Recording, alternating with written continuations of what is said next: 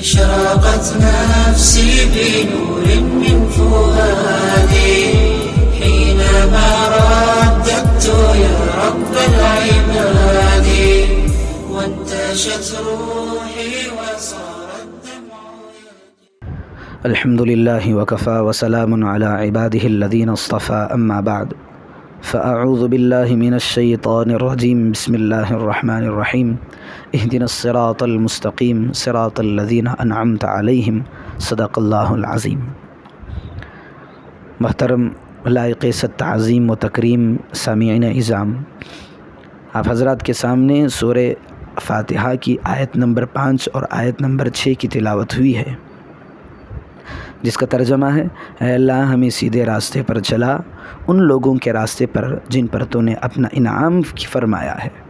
اس کے اندر 3 باتیں ہیں، ایک ہدایت ہے، دوسرا صراط مستقیم ہے، تیسرا ان لوگوں کا راستہ جن پر اللہ نے انعام فرمایا۔ اب ہدایت کے 2 معنی آتے ہیں، ایک عربی میں ہدایت کا معنی آتا ہے اراءۃ الطریق، دوسرا معنی آتا ہے ایصال الی المطلوب۔ مثال سے سمجھیں، مجھے اگر کوئی یہ پوچھے کہ مجھے میچ فیکٹری جانا ہے تو میں یہاں بیٹھ کر کے کہوں گا آپ سیدھے جائیں اور رائٹ میں ٹرن لیں، یعنی یہاں بیٹھ کر کے ایڈریس بتانا، اس کو اراءۃ الطریق کہتے ہیں۔ اگر کوئی بندہ آئے تو میں اسے کہوں گا کہ بھائی میری گاڑی پر سوار ہو جائے، میں آپ کو وہاں تک پہنچا دوں گا۔ اسے عربی میں کہتے ہیں ایصال الی المطلوب۔ صرف بیٹھ کر کے راستہ بتانے کو اراءۃ الطریق کہا جاتا ہے، پھر اس کو بٹھا کر کے منزل تک پہنچا دینے کو ایصال الی المطلوب ہے۔ ہدایت کا تعلق اللہ سے ہوتا ہے یا انبیاء سے ہوتا ہے یا قرآن سے ہوتا ہے۔ اگر ہدایت کا تعلق نبی سے ہوگا، ہدایت کا تعلق قرآن سے ہوگا، تو اس کا مطلب یہ ہے کہ اراءۃ الطریق، انبیاء علیہم السلام صرف راستہ بتاتے ہیں کہ اس راستے پر تم چلو گے تو تمہیں ہدایت ملے گی۔ قرآن ہدایت کرے گا، یعنی یہ بتائے گا کہ تم اللہ کے احکام پر چلو گے تو تم ہدایت ملے گی، لیکن اللہ بندے کو پکڑ کر کے ہدایت عطا کرے گا۔ تو انبیاء اور قرآن کی جو ہدایت ہوگی وہ اراءۃ الطریق ہے۔ اللہ رب ذوالجلال جو ہدایت عطا فرماتا ہے وہ ایصال الی المطلوب ہے، کیونکہ انبیاء علیہم السلام کے پاس ہدایت نہیں ہے۔ اگر انبیاء علیہم السلام کے پاس ہدایت ہوتی تو حضرت نوح علیہ السلام کا لڑکا کافر ہو کر کے دنیا سے نہیں جاتا۔ قرآن نے اس نقشے کو کھینچا ہے۔ حضرت نوح علیہ السلام نے دنیا میں 950 سال کم و بیش محنت کی، پھر اللہ رب ذوالجلال کا حکم ہوا کہ نوح کشتی کو تیار کرو، اس کے اندر جو سوار ہوگا وہ ایمان والا ہوگا، اور جو اس میں سوار نہیں ہوگا وہ تو کافر ہوگا۔ سارے لوگ سوار ہو رہے، 80 یا 82 کچھ لوگ، لیکن ان کا بیٹا ہے وہ سوار ہونے سے انکار کر رہے۔ حضرت نوح علیہ السلام نے فرمایا یا بنی ارکب معنا ولا تکن مع الکافرین، اے بیٹے تو ہمارے ساتھ سوار ہو جا، کافروں میں، کفار میں تیرا شمار نہ ہو، کافروں میں سے نہ ہو جا۔ تو بیٹا تھا کہنے لگا سآوی الی جبل یعصمنی من الماء، میں ایسے پہاڑ کی چوٹی پر پناہ لوں گا جو مجھے بچا لے گا۔ قرآن کہتا ہے وحال بینہم الموج فکان من المغرقین، باپ بیٹے کی گفتگو ہو رہی تھی، ایک موج آئی اور اس بیٹے کو اڑا کر کے لے گئی۔ تو معلوم یہ ہوا کہ انبیاء علیہم السلام کے ہاتھ میں ہدایت نہیں ہے، بس ان کا کام راستہ بتانا ہے۔ اگر ہدایت انبیاء کے ہاتھ میں ہوتی تو حضرت ابراہیم علیہ السلام کا باپ آزر کافر ہو کر کے دنیا سے نہیں جاتا۔ حضرت ابراہیم علیہ السلام جب توحید کی دعوت دینا شروع کیے تو ابراہیم علیہ السلام کا جو باپ آزر تھا وہ کہنے لگا، قرآن نے اس کو نوٹ کیا ہے، لأرجمنک، اے ابراہیم میں تجھے سنگسار کر دوں گا، پتھر سے مار مار کر کے تجھے ہلاک کر دوں گا۔ اگر حضرت ابراہیم علیہ السلام کے ہاتھ میں ہدایت ہوتی تو سب سے پہلے اپنے باپ کو ہدایت سے نوازتے۔ اور تھوڑا نیچے آئیں، حضرت لوط علیہ السلام کی بیوی کافرہ تھی۔ قرآن کہتا ہے الا امرأتہ وکانت من الغابرین، ان کی بیوی کو ہم نے نہیں بچایا اور لوگوں کو بچایا، چونکہ اور ڈوبنے والوں میں سے ہو گئی۔ اور تھوڑا نیچے آئیں، میرے اور آپ کے آقا جناب محمد رسول اللہ صلی اللہ علیہ وسلم، ان کا چچا ابو طالب یہ بڑا ہمدرد تھا، رحم دل تھا، دکھ سکھ میں آپ علیہ السلام کے کام آیا کرتا تھا، شریک ہوا کرتا تھا۔ بخاری و مسلم کی روایتیں ہیں، جب ابو طالب کے انتقال کا وقت قریب آیا تو پیارے آقا جناب محمد رسول اللہ صلی اللہ علیہ وسلم سامنے آئے، آ کر کے کہنے لگے اے چچا جان آپ میرا کلمہ پڑھ لیجئے۔ ادھر پاس میں ابو جہل عبداللہ بن ابی کہا کھڑے ہوئے ہیں، دونوں یہ کہہ رہے ہیں ابو طالب تم کیا اس کا کلمہ پڑھ لو گے محمد کا، اپنے باپ داداؤں کی دین کو چھوڑ دو گے؟ تو نتیجہ یہ ہوا کہ ابو طالب نے کہا کہ محمد میں یہ کلمہ نہیں پڑھ سکتا، میں اپنے باپ عبد المطلب کے دین پر قائم ہوں۔ پھر اللہ رب ذوالجلال نے آیتوں کا نزول فرمایا، وما كان للنبي والذين آمنوا ان يستغفروا للمشركين، نبی اور ایمان والوں کو اس بات کی اجازت نہیں ہے کہ وہ کفار کے لیے مغفرت طلب کریں، ان کے حق میں مغفرت کی دعا کریں۔ پھر یہ بھی آیت نازل ہوئی، تفاسیر کی کتابوں میں ملتا ہے انک لا تہدی من احببت ولکن اللہ یہدی من یشاء، اے میرے پیارے تمہارے ہاتھ میں ہدایت نہیں ہے کہ تم جسے چاہو ہدایت دے سکو، ہدایت دینے کا اختیار اللہ کو ہے، اللہ جسے چاہے ہدایت سے نوازنا چاہتا ہے۔ تو ہدایت اللہ رب ذوالجلال کے ہاتھ میں ہے، تو اللہ رب ذوالجلال سے مانگنا چاہیے اہدنا الصراط المستقیم۔ پھر اللہ رب ذوالجلال نے یہ ہمیں سکھلایا ہے، اللہ رب ذوالجلال سے یہ مانگو، صراط مستقیم پر چلنے کی ہدایت کی دعا مانگو۔ صراط مستقیم کیا ہے؟ علامہ ابن قیم رحمۃ اللہ علیہ فرماتے ہیں صراط مستقیم وہ ہے جس کے اندر 3 چیزیں ہوں۔ سب سے پہلی چیز یہ کہ وہ راستہ بالکل سیدھا ہو، ٹیڑھا نہ ہو، کیونکہ جب راستہ ٹیڑھا ہوگا تو منزل مقصود تک پہنچنا دشوار ہو جائے گا۔ دوسری بات صراط مستقیم کے اندر یہ کہ وہ وسیع ہو، تنگ دست نہ ہو۔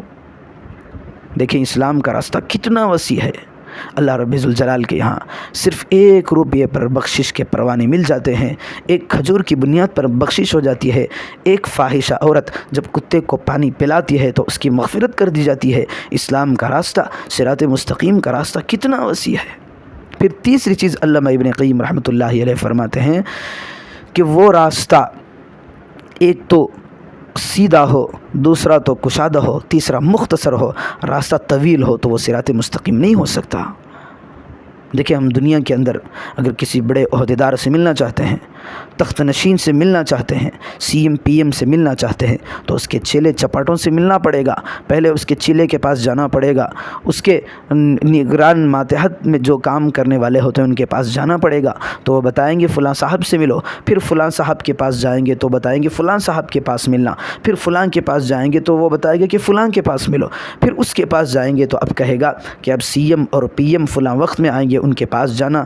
ایک دنیا دار کے پاس، ایک عہدیدار کے پاس ہم ملنے کے لیے جائیں تو بیچ میں اتنے سارے واسطے پڑتے ہیں، لیکن اللہ رب ذوالجلال کہتا ہے راستہ اسلام کا، صراط مستقیم کا راستہ کتنا مختصر ہے۔ اللہ رب ذوالجلال کہتا ہے اے میرے بندے گناہوں سے تو لت پت ہو کر میرے دربار میں آ جا، صرف 2 آنسوں کے قطروں کو گرا دے تو میں تجھے اپنا تقرب نصیب کروں گا۔ کتنا مختصر راستہ ہے۔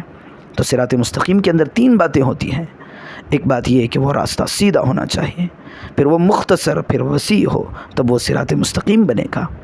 پھر اللہ رب ذوالجلال آگے فرما رہا ہے کہ میرے بندو اس کو پڑھو، صراط الذین انعمت علیہم، اے اللہ ان لوگوں کے راستے پر چلا جن پر تو نے اپنا انعام فرمایا ہے۔ اب سوال یہ ہے کہ اللہ نے کن لوگوں پر انعام فرمایا ہے؟ وہ 4 طبقے ہیں۔ پارہ نمبر 5 کے اندر اللہ رب ذوالجلال اس کا تذکرہ فرما رہا ہے، انعم اللہ علیہم من النبیین والصدیقین والشہداء والصالحین، میں نے جن بندوں پر انعام کیا ہے وہ یہ بندے ہیں۔ پہلا طبقہ نبیوں کا ہے، پھر دوسرا طبقہ صدیقین کا ہے۔ صدیقین کس کو کہتے ہیں؟ جن کی زندگی کے اندر سچائی ہو۔ لیکن صدیق ایک نہیں، صدیقین جمع کا صیغہ اللہ رب ذوالجلال نے لے کر آیا ہے۔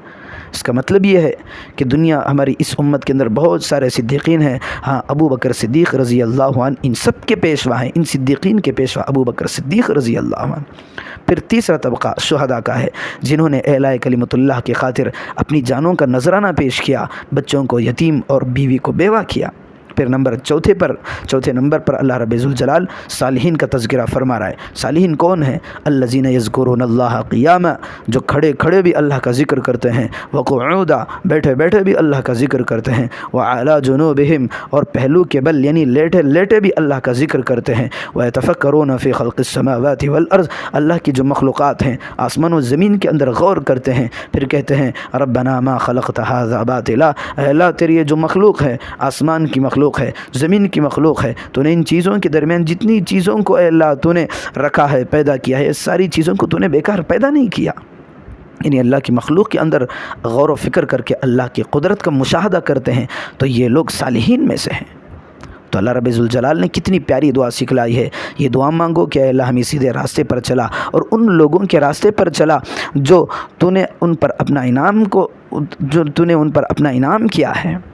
ایک تو ہم ہیں کہ جب نماز میں آتے ہیں، دیکھیں نماز کے اندر، ہر نماز تو دور، ہر رکعت کے اندر اللہ رب ذوالجلال نے ہمیں اس دعا کو پڑھنے کا، سورہ فاتحہ پڑھنے کا حکم دیا ہے۔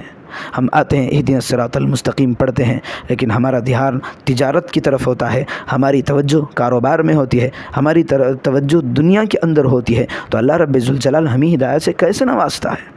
احادیث کے اندر آتا ہے، اللہ کے پیارے حبیب صلی اللہ علیہ وسلم نے فرمایا، جب بندہ دعاؤں کے لیے ہاتھ کو اٹھاتا ہے، پھر اس کی توجہ الگ ہوتی ہے، اس کا دھیان کہیں اور ہوتا ہے، تو اللہ رب ذوالجلال اس کی دعا کو قبول نہیں کرتا، کیونکہ اللہ چاہتے ہیں کہ جو بندہ میرے پاس آئے، جسے میں اپنا تقرب دوں، اس کی توجہ پوری کی پوری میری طرف ہو، اس کا میرا استحضار لے کر کے بیٹھے اور اس کا پورا دھیان میری طرف ہو، تب میں اس کی دعا کو قبول کروں گا اور اسے نواز دوں گا۔ کتنی پیاری دعا اللہ رب ذوالجلال نے ہمیں عطا فرمائی ہے۔ یہ نبی کا جملہ نہیں ہے، قرآن کا جملہ نہیں ہے، بلکہ اللہ رب ذوالجلال یہ امت کو تعلیم دے رہا ہے کہ مجھ سے ہدایت مانگو، بنگلوں کو نہ مانگو، دنیا کو نہ مانگو، وہ تو میں ضرورت کی چیزیں ہیں دے کر کے رہوں گا، مجھ سے مانگنا ہے تو صراط مستقیم کو مانگو۔ اب ان ساری چیزوں کو مد نظر رکھ کر کے ہمیں اپنی نمازوں کے اندر اور نماز کے علاوہ میں اپنی دعاؤں کے اندر اس دعا کا خاص طور پر اہتمام کرنا چاہیے، اہدنا الصراط المستقیم صراط الذین انعمت علیہم من النبیین والصدیقین والشہداء والصالحین۔ اگر صدق دل سے، پوری توجہ کے ساتھ، پورے استحضار کے ساتھ، پورے دھیان کے طرف اللہ سے رجوع ہو کر کے دعا مانگے گی تو اللہ رب ذوالجلال سے امید ہے کہ اللہ رب ذوالجلال ہمیں ضرور نوازے گا۔ تو اللہ رب ذوالجلال سے دعا فرمائیں، اللہ رب ذوالجلال تا دم حیات ہم تمام کو سیدھے راہ پر گامزن رہنا نصیب فرمائے، سنی ہوئی باتوں پر عمل کی توفیق عطا فرمائے۔ آمین و آخر دعوانا ان الحمد للہ رب العالمین۔